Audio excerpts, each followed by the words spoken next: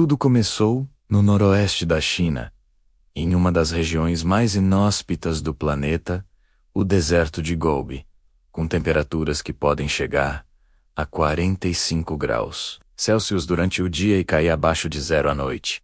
O Gobi é um símbolo do desafio ambiental chinês. Durante décadas, o país tentou transformar parte desse deserto em uma região produtiva, mas a aridez, a escassez de chuva e a erosão do solo pareciam tornar o sonho impossível. Nos anos 2000, porém, a China começou a investir em tecnologias ambientais e projetos de revitalização ecológica, reflorestamento, irrigação artificial, drones semeadores e um projeto que parecia completamente fora da realidade: levar peixes vivos para o deserto. O plano improvável experimento foi proposto por um grupo de cientistas do Instituto de Ecologia e Meio Ambiente de Xinjiang. A ideia parecia absurda, à primeira vista.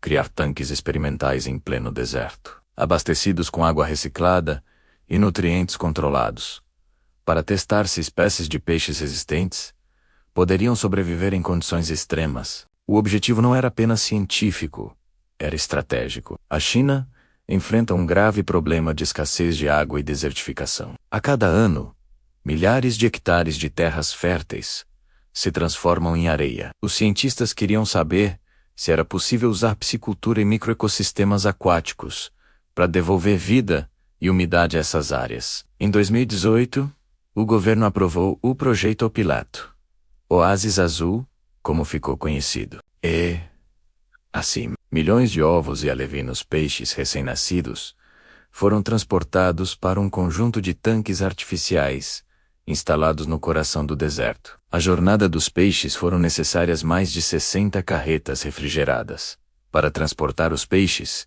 e equipamentos até o local. A água vinha de um rio próximo, tratada e reaproveitada através de um sistema fechado, alimentado por energia solar. Os tanques eram feitos de material isolante, capazes de resistir ao calor extremo e reduzir a evaporação. Os peixes escolhidos foram carpas prateadas, tilápias e algumas espécies nativas adaptadas a ambientes salinos, todos conhecidos por sua resistência e rápido crescimento. Quando o primeiro caminhão chegou e os cientistas começaram a liberar os peixes na água cristalina sob o sol do deserto, muitos duvidaram que aquilo fosse durar uma semana.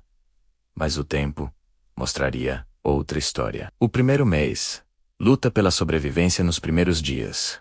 O calor era quase insuportável, mesmo com sistemas de resfriamento e cobertura parcial. A temperatura da água chegava a 35 graus Celsius. Os técnicos monitoravam constantemente os níveis de oxigênio e pH. Muitos peixes não resistiram.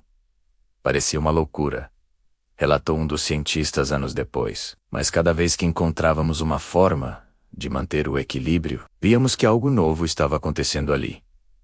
Os sobreviventes começaram a se adaptar. Microalgas surgiram nos tanques, alimentadas pelo sol e pelos nutrientes trazidos pela água. Insetos e pequenos organismos começaram a aparecer naturalmente, atraídos pela umidade. Era o início de uma cadeia ecológica improvável. 3 meses depois, o deserto começa a mudar.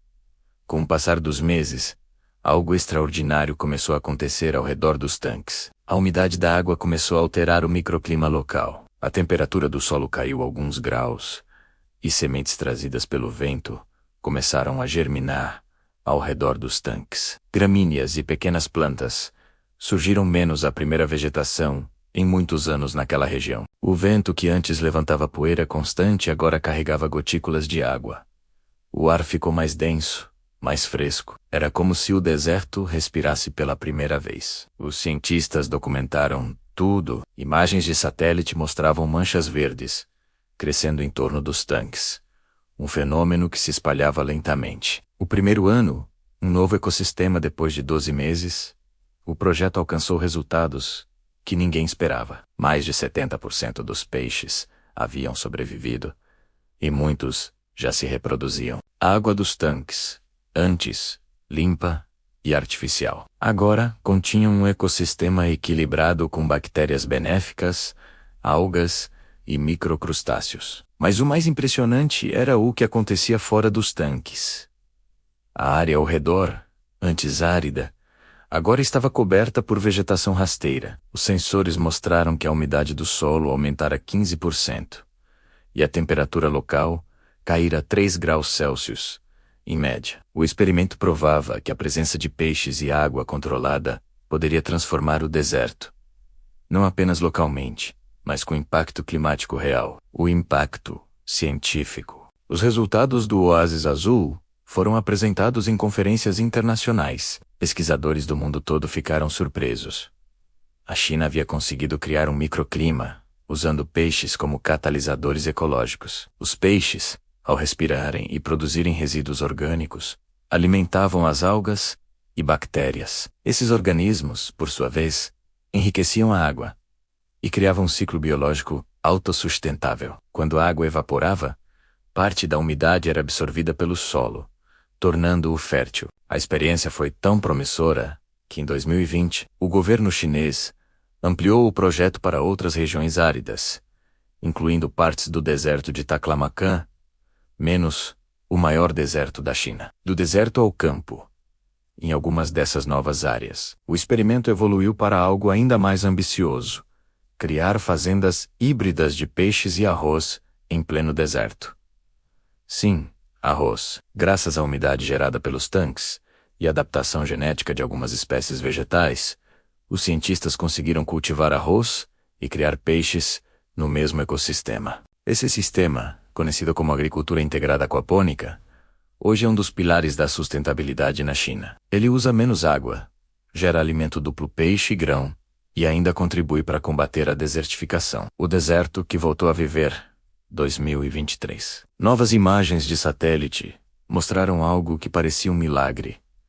Áreas antes completamente áridas agora apresentavam manchas verdes contínuas, com pequenos lagos artificiais, vegetação e vida animal retornando. Pássaros começaram a migrar para esses locais. Insetos polinizadores, ausentes há décadas, voltaram. E, o mais simbólico, os moradores das vilas próximas, antes obrigados a se mudar por falta de água, começaram a retornar. Hoje, algumas dessas comunidades já vivem do cultivo de peixes e plantas no deserto. Graças à tecnologia criada a partir do experimento inicial, a ciência por trás do milagre e o segredo do sucesso está em 3 pilares.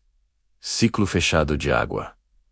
Nada é desperdiçado. A água dos tanques é filtrada e reaproveitada continuamente. O calor solar é usado para esterilizar e bombear o líquido, sem depender de energia externa. Micro-organismos naturais. Os cientistas criaram um equilíbrio biológico que mantém a água limpa, sem produtos químicos. Os resíduos dos peixes viram alimento para algas, e as algas produzem oxigênio. Clima controlado, estruturas solares e telas especiais reduzem a evaporação e aproveitam o vento para gerar circulação de ar. O resultado é um ecossistema artificial com dinâmica natural. Um modelo que outros países áridos, como Arábia Saudita e Egito, já começaram a estudar. O legado do experimento, mais do que um feito científico, o Oásis Azul, se tornou um símbolo de esperança ecológica. Mostrou que mesmo os ambientes mais hostis podem ser restaurados quando se entende o equilíbrio entre natureza e tecnologia. Em um mundo ameaçado pela desertificação e pelas mudanças climáticas, a experiência chinesa traz uma lição poderosa. A vida encontra um caminho quando lhe damos uma chance. Hoje, parte dos tanques originais ainda existe. Não como laboratórios, mas como pequenos lagos artificiais, mantidos pelas comunidades locais. Crianças pescam ali, famílias cultivam hortas nas margens, e o deserto parece cada vez menos deserto. O Oásis da Esperança U, que começou como um experimento visto por muitos como loucura. Menos levar milhões de peixes para o deserto e Digza, loss por humano, acabou se tornando uma das maiores histórias de transformação ecológica do século XXI. A China não apenas provou que é possível trazer vida de volta à areia, mas também que o futuro da sustentabilidade depende da união entre ciência, coragem e imaginação. Um ano depois, o resultado realmente foi incrível. E talvez, olhando para aquele mar de peixes nadando, onde antes havia apenas poeira, possamos entender algo simples, mais profundo. Às vezes, o primeiro passo para mudar o mundo é ter coragem de fazer o impossível.